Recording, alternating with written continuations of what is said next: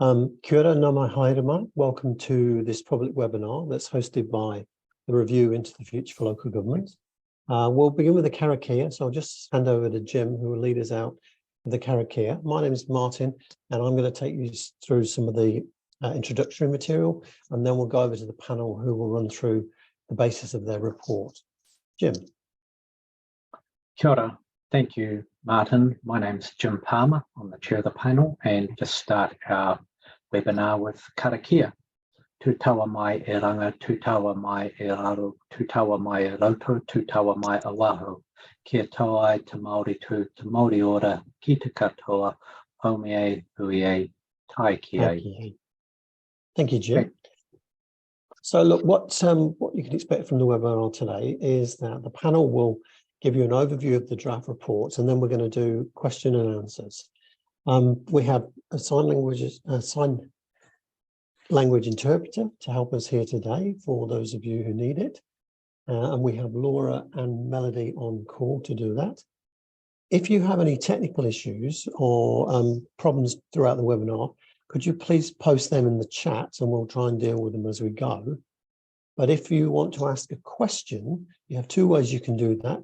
Either through the Q&A, where the team will be alerted to that and we'll pass them on to the panel, or raise your hand and we'll get round to you during the Q&A session, and we'll deal with your questions live.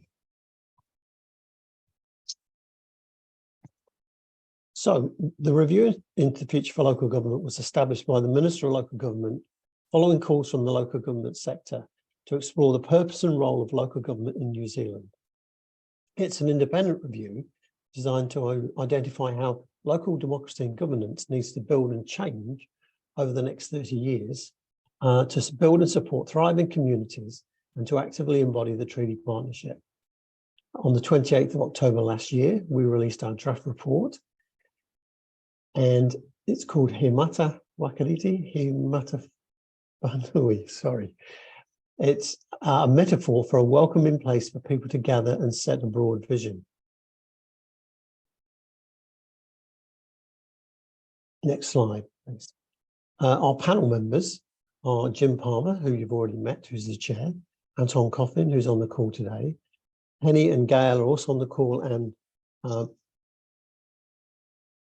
Brendan, who's calling in from the South Island. So you have a full panel here today to talk to you about the report. Next slide, please. Here's just a short overview of the timeline of the work that's been done to date. The review was commenced in April 2021, where it was set up and established by the Ministry of Local Government. The report has done a considerable amount of work in the meantime. There was an interim report released in September 2021, and last October, a draft report was released and submissions were invited, and those submissions are open until the 28th of February 2023. The date for the final report is June 2023, later this year. As I said, there's been considerable, next slide please.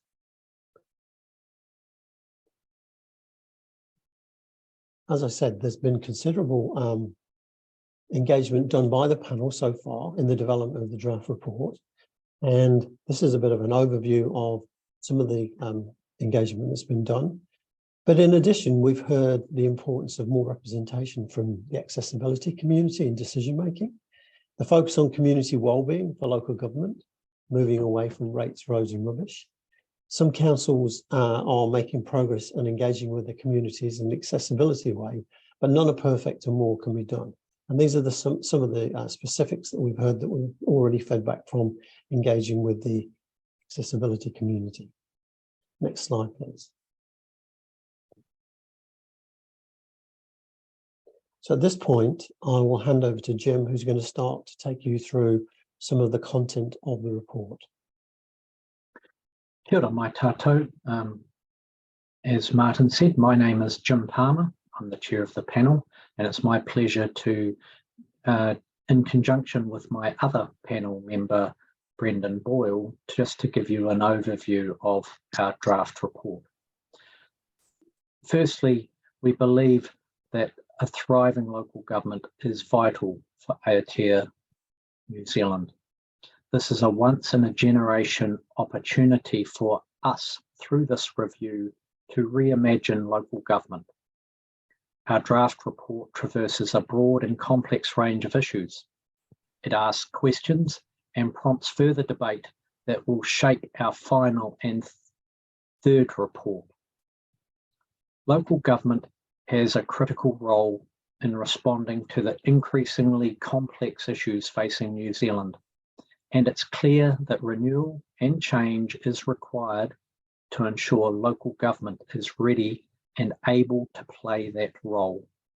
Major changes are necessary, both for local government and central government. Next slide, please.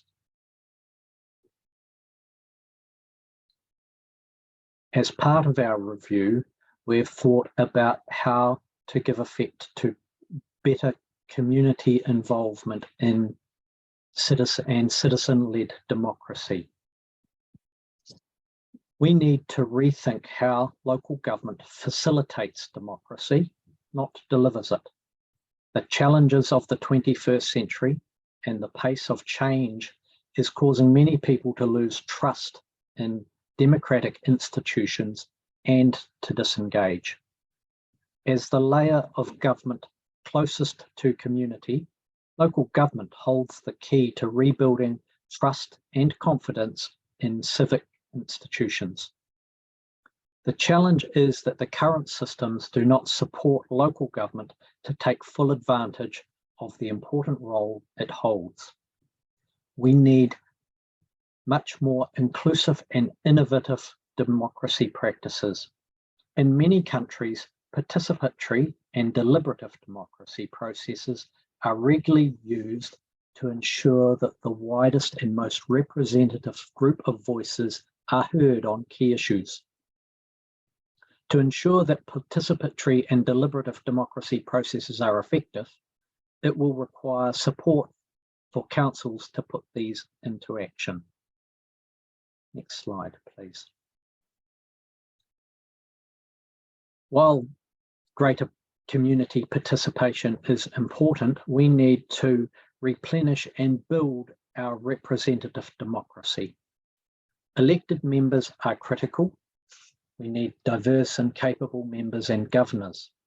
We also need to attract, support, and value elected members who instill optimism and confidence in their communities and who bring diverse perspectives, cultures, and backgrounds.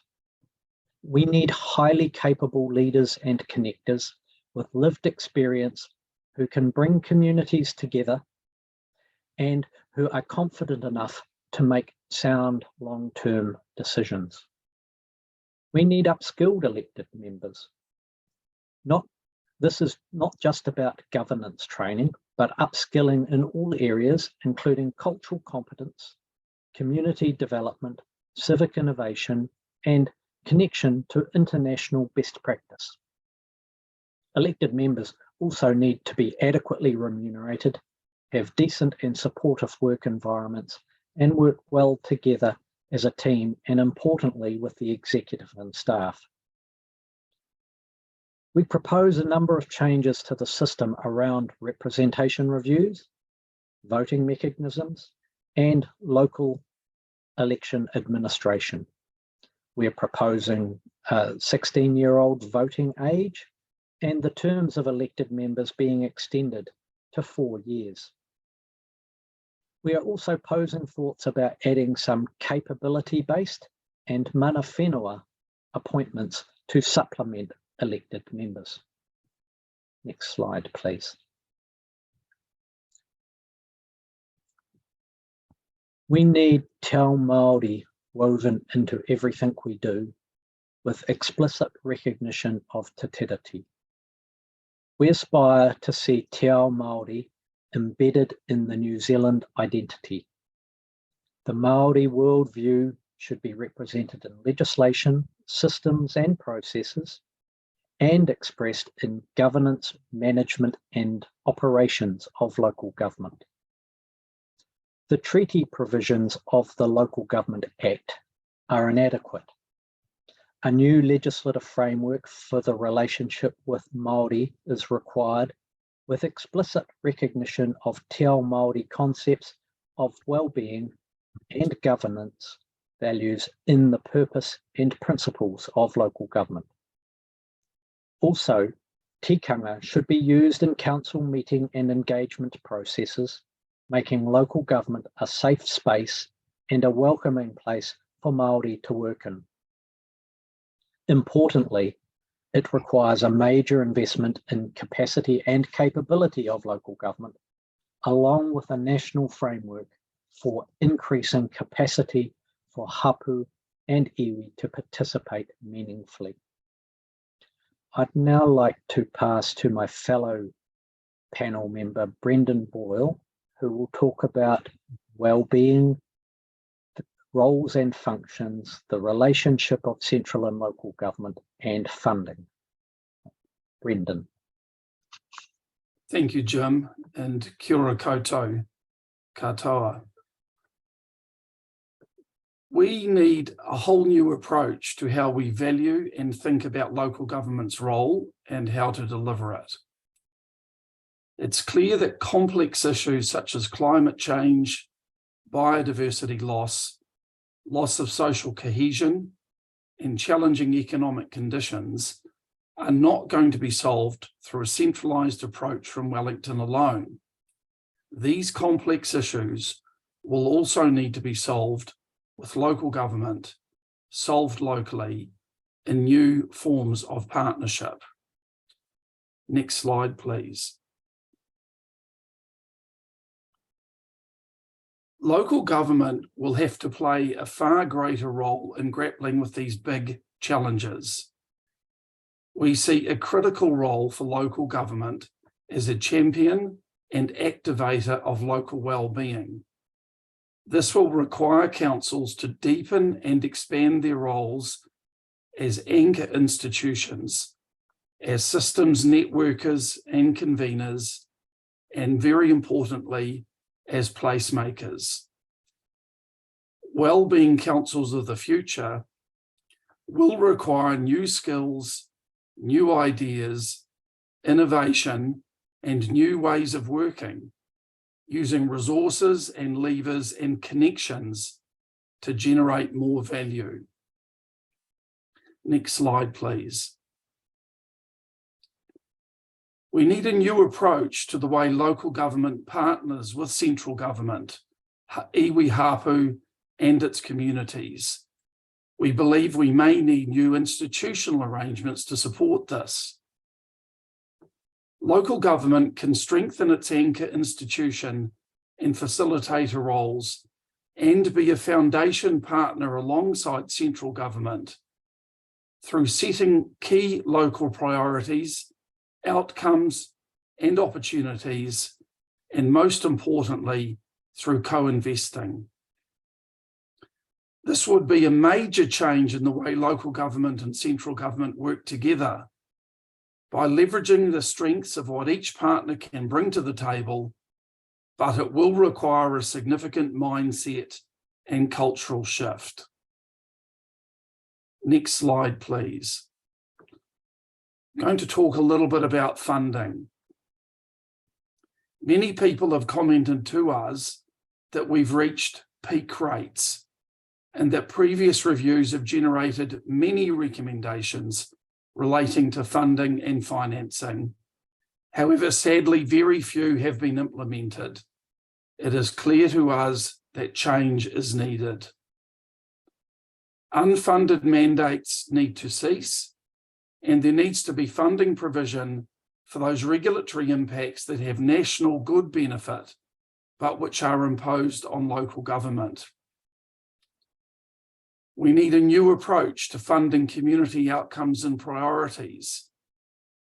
We see that if local outcomes and priorities are agreed between central government, local government, and others, such as iwi hapu, coupled with sustainable central government funding to support local priorities, then significant change could occur. While retaining rates is important for local autonomy, we need to simplify and streamline long-term planning and rating processes. In addition, to address the ongoing intergenerational challenge that climate change brings, we think there needs to be a substantial intergenerational climate change fund.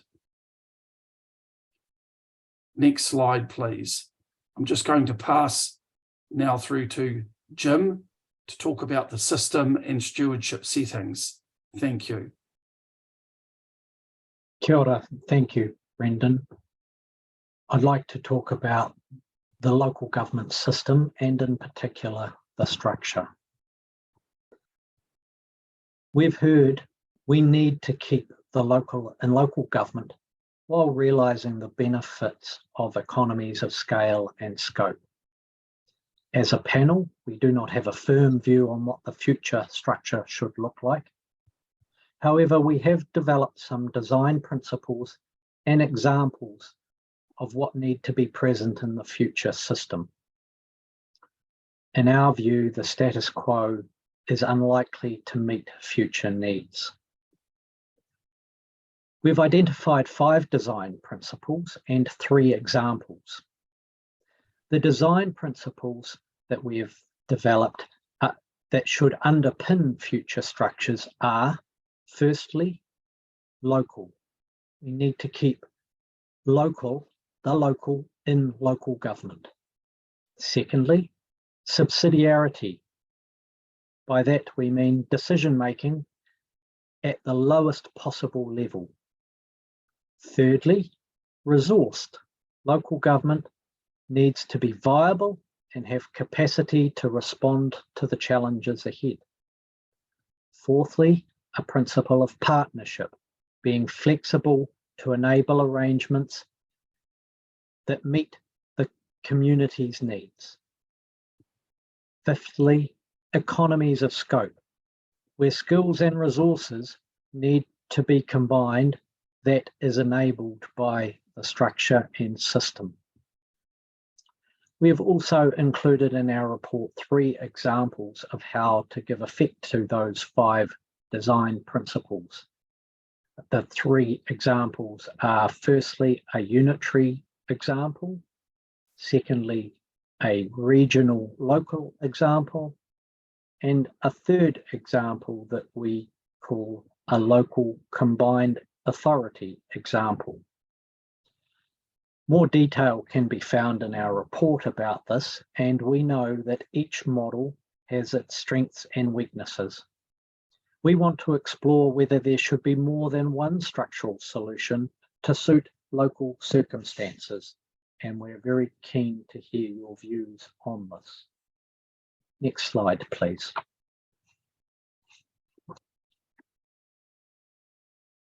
Part of local government is what we're calling system stewardship and support. We think there needs to be greater consideration of the stewardship function that ensures local government's long-term health and well-being. In terms of local government stewardship, there are a number of people and entities that play a stewardship role, including the Minister of Local Government, the Department of Internal Affairs, and the Secretary for Local Government, the Local Government Commission, Local Government New Zealand, and Aotearoa. They all have a role.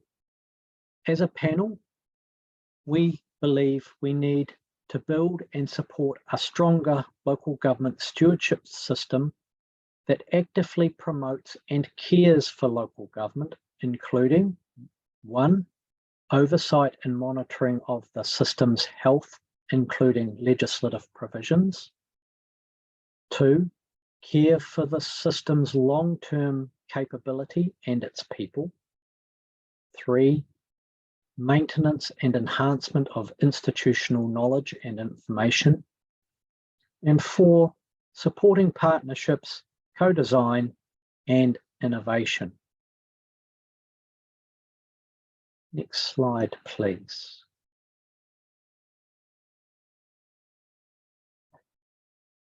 just before we start our group discussion, we've concluded that there are a number of things within our review that need to change, and some of them need legislation. However, many things can commence right now without legislation, and we are encouraging councils and others within the community to think how they can change the way they work and remove some of the barriers that are making business as usual for councils difficult. There is plenty that can be done, in our view, rather than waiting for central government to give a mandate and tell local government what needs to be done. So thank you for listening to our summary of our draft report. And I'd like to now pass back to Martin to lead the question and answer session. Martin. Thank you very much, Jim. We had a question from previous question, sorry, from Thomas about engagement online. And Thomas, I don't know whether you meant in terms of the panel or the way councils work, but I see that Antoine has sort of written you an answer. Maybe Antoine, you could give us a broader response to Thomas's question. Yeah, Thomas was, I suppose, sharing a frustration with councils and their consultation processes that are often not accessible or not supportive to the disability community, and he was wondering what might be we're promoting in the future. So I just typed in a quick answer to that to say that we are promoting the idea of participatory and deliberative democracy tools being introduced into New Zealand. And those could be things like citizens' juries, civic assemblies, and participatory budgeting as some examples of that, where people are selected randomly from the community. So it's a representative and diverse group of people from the community. They're brought together, provided expertise and information and resource to be involved. And so you get a much more well-informed consideration of issues, and either on the participatory side, really informed information to help guide decision making, or actually they're being given the task of making the big decisions on some of the gnarly issues in the community. And we probably are promoting also that there's less of the prescriptive, process-driven consultation, a lot of the meaningless sort of consultation that people are subjected to, ask lots of questions, but it tends to go nowhere. And so less of that and more of the more meaningful, deeper participation. Thanks for that, Antoine. We also have a question from Jasmine about the incorporation of UN CRPD articles into the review. Which of the panel feels best placed to respond to Jasmine's question? Brendan? Thanks, Jasmine, for the question. I mean, Jasmine's referring to the UN Convention on the Rights of Persons with Disabilities and the independent monitoring mechanism. We are aware of it, and we are also working under an assumption that the independent monitoring mechanism works across all levels of New Zealand government. What we have concentrated on in terms of our focus is the ability of, the rights of persons with disabilities to be able to participate in the democratic processes. And what our view is in local government at the moment, that is limited by the constructs and the way it operates. So you will see in our report a stronger push for the use of more deliberative and participatory democracy mechanisms, and also a governance model, including recommending the likes of STV, which evidence shows can help increase the diversity of people who are able to enter into governance roles. So, there's a few things in there. It's not mentioned. I don't believe the convention is mentioned explicitly, but it does exist in some of our supporting material, all of which we are looking to publish through our website as our report is finalised. Thank you, Brendan. I've got a question from Chris talking about broader representation in council decision making. I thought maybe Gail and Penny, as you sat together, maybe you're best placed to give us an answer to this question about representation in community decision making.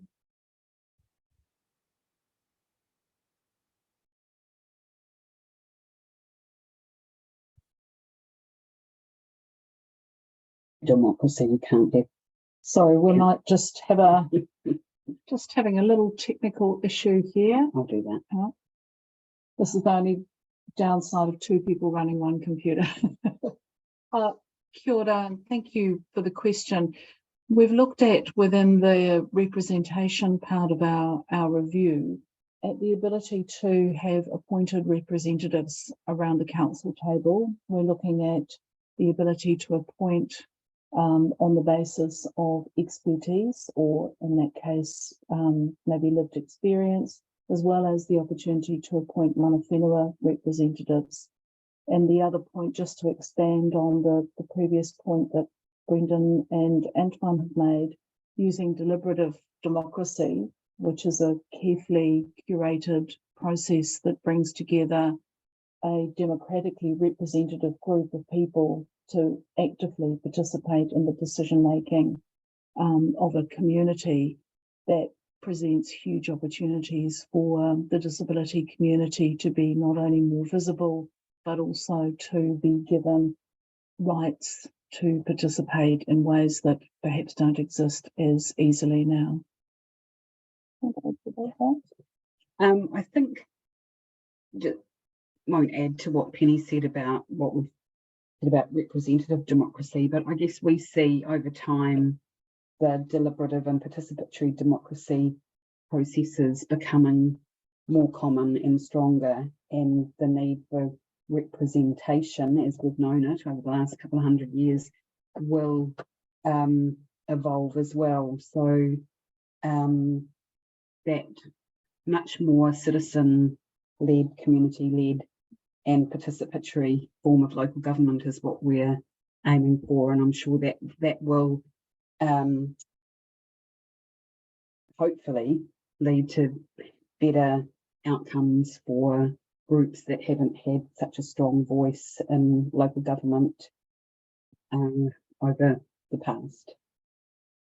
I might just add, thank you, that we're very conscious of the strong DPO advocacy for, nothing about us without us.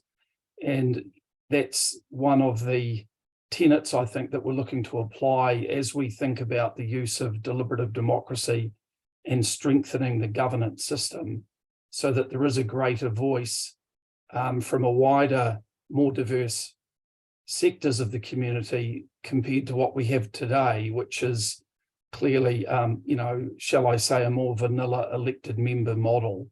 So we are really looking to build that out to try and provide the facility and ability for voices like the DPOs and the accessibility sector to have a greater say.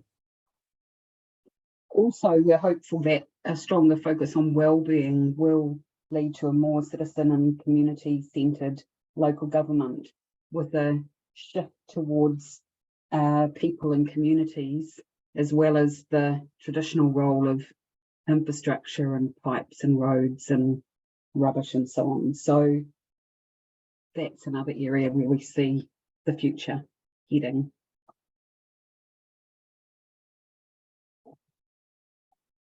Thank you. We have a question from Winnie. The driving factors of our system change mahi wellbeing. Oh, hang on, the screen's jumping around. Has been providing more community innovation spaces and leveraging existing assets to create partnerships and empower local-led initiatives.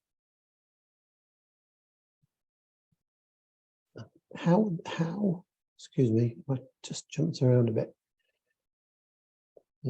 Our system change approach is focused on practitioners working towards whānau-centred initiatives that can shift the current conditions to an ideal scenario supporting communities' well-being and resilience. With the current AC changes proposed underway, what would this impact the LG review may? Who would like to answer that? Okay, we've got your mic Yeah, on. I'll have a crack. Great to see you here, Winnie, and awesome work that you and others did to contribute to the draft report, looking at the wellbeing chapter. And the really important thing about making it absolutely clear the local government's role in wellbeing, hopefully will stop the flip-flop that is happening and you're seeing in Auckland Council at the moment. And we don't necessarily see what's happening in Auckland as impacting on the review, but reminding us how important it is to strengthen that positioning around the purpose of local government and wellbeing. And absolutely agree that it is about councils looking at everything that they do through a wellbeing and equity lens. Penny, do you want to add? I couldn't add. So the work Exactly carries it. on, and you've been one of those leaders in that systems change, Winnie, and I'm sure there's scope for that work to continue, and we'll be championing it. Thank you. We have a question from Thomas around support, and currently there's funding support for disabled persons. If they were looking to stand for central government, would this be something that would also be recommended for local government? Jim, I'll throw this your way. You just call me on the hop there, Martin. Can you just restate the core of the question again? I just got momentarily distracted. Thomas's question is that there's currently funding to support for disabled persons if they were looking to stand for central government. Would this be something that would also be recommended for local government? Thank you, and thank you for your question. And it's a very good one. One of our key planks is about how do we enable and support greater diversity within local government elected members and right across the board. I think that should extend also to employment within councils also, but particularly for elected members, being able to provide and support people to represent their community effectively and provide equal opportunity for people to participate and equity in participation. There are many things in our report that we've touched on. Including we've talked about STV, about increasing diversity. We've also talked about remuneration. At the moment, remuneration is quite a significant barrier, and for those who are contemplating entering local government and to increase the diversity and opportunity, we think remuneration needs to be increased and addressed. In terms of supporting people to be able to participate in those roles, then I believe absolutely that both local government and central government probably have a role in making funding available to support and enable participation in a way which works for the individuals concerned. Kia ora.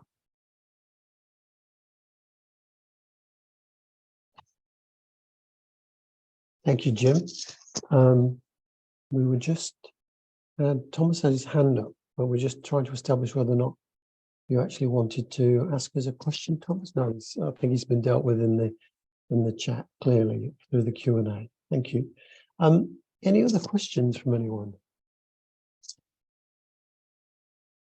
Yeah. Oh, here we go, Jasmine.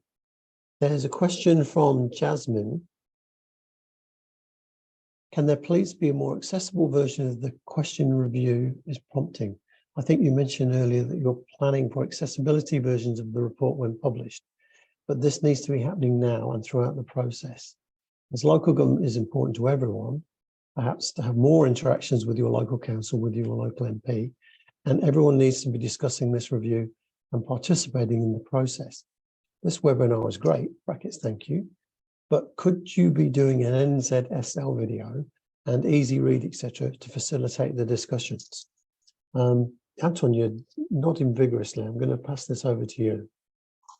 Yeah, I was nodding during it, thinking those are really good ideas, and thank you, because yeah, often we focus on the end, which is the final report, but you need to be being able to be involved and have access to being involved throughout the process. So I think those are really good suggestions, and thank you for those.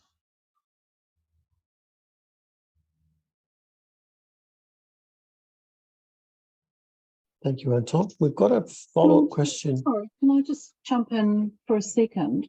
I think those were, as Anton said, those were great suggestions.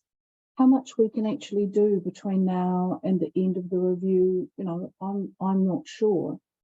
But I guess my advocacy to our wider community is that this process of opening up local government, making local government more accessible, making it more democratic, doesn't stop with our report. It actually starts when our report is released.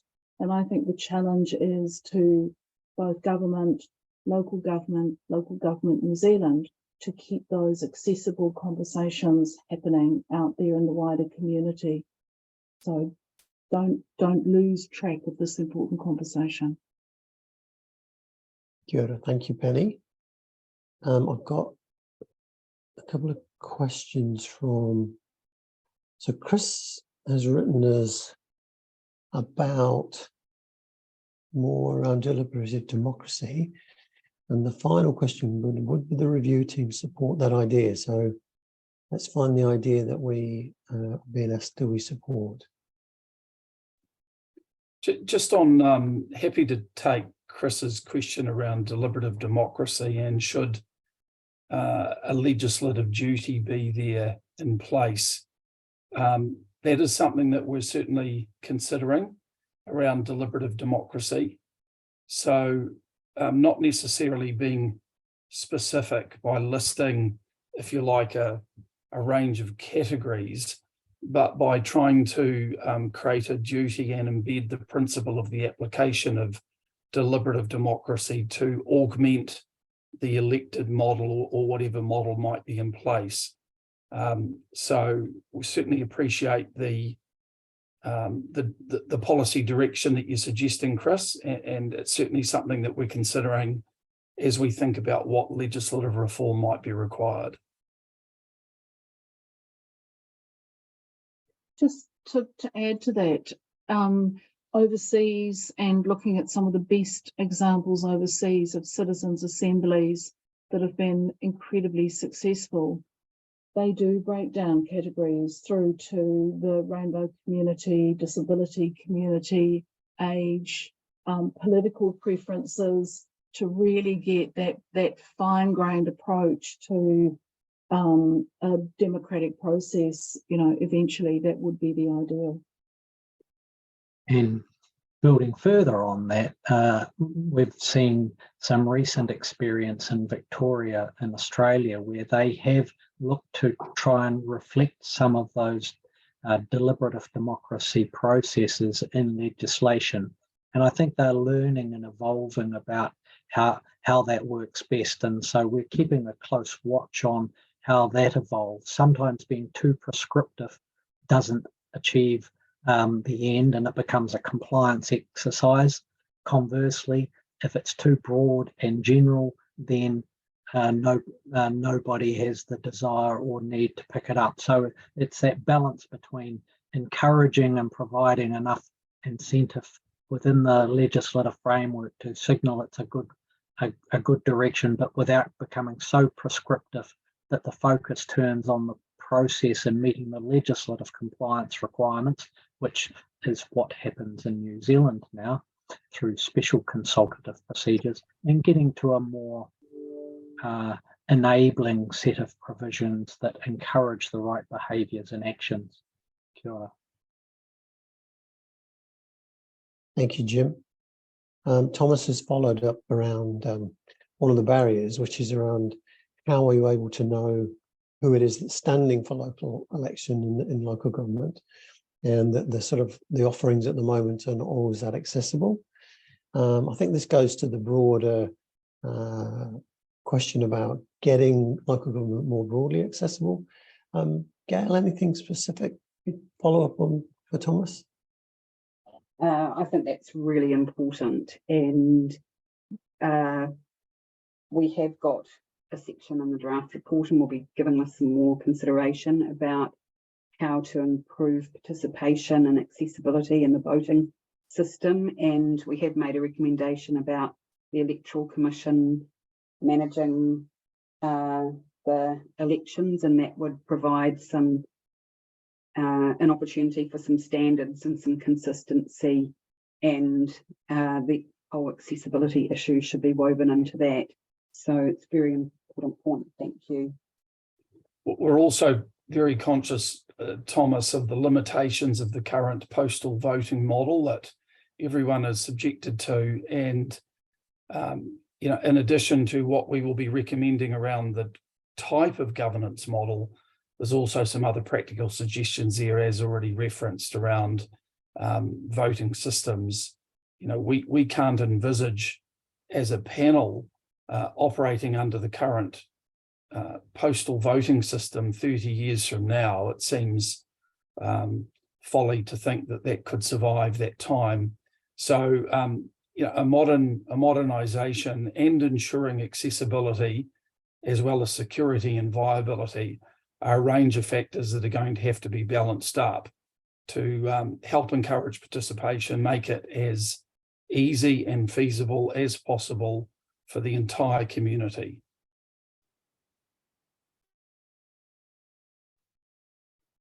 Thank you for that. Well, look, thank you everybody for all of your questions and your engagement this afternoon. I'll pass over to Jim, who can make some closing statements and a bit of a call to action, I'd suggest. Oh no, hang on, we've just jumped in. Spoken too soon. Let me quickly read Chris's question. Not a question, but an opinion clarification. It's about your statement, Brendan. You want to have a quick look at what Chris said? And yeah, I think Chris's comment makes entirely good sense. So as he's indicated, this can be fed through in the next round of consultation, and the new environment and planning legislation that was at Parliamentary Select Committee, this issue came up. So thank you, Chris, for pointing that out to us, and also for your advocacy on that point.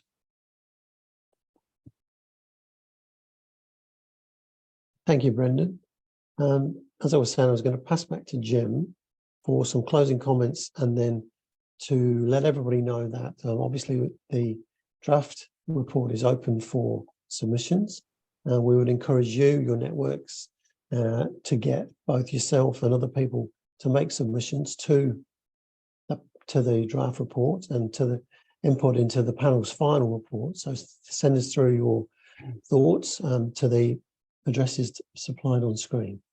So Jim, over to you for closing comments and closing the meeting. Kia ora. Thank you, Martin. And thank you to everybody who's participated and the really great, thoughtful questions which you've put to the panel today. Thank you to my panel colleagues for their responses. It is, we do take seriously the need to consider all people in our community, ensure that they have the greatest opportunity to participate and contribute to communities, to community decision making and overall well-being, and that the needs and interests of all people are taken into account. And so today, to hear some of the things which are top of mind from you has been really helpful, and your questions, as I say, very insightful, and help the panel as we continue to evolve our final report. So thank you for joining us today. We've greatly appreciated it, and I will close with karakia. Unuhia te pau whirimarama, toko kia te ao whatu tangata, te tai ki ranga, te tai ki raro, te tai ahurao, haumie, hui tai kie. Kia ora.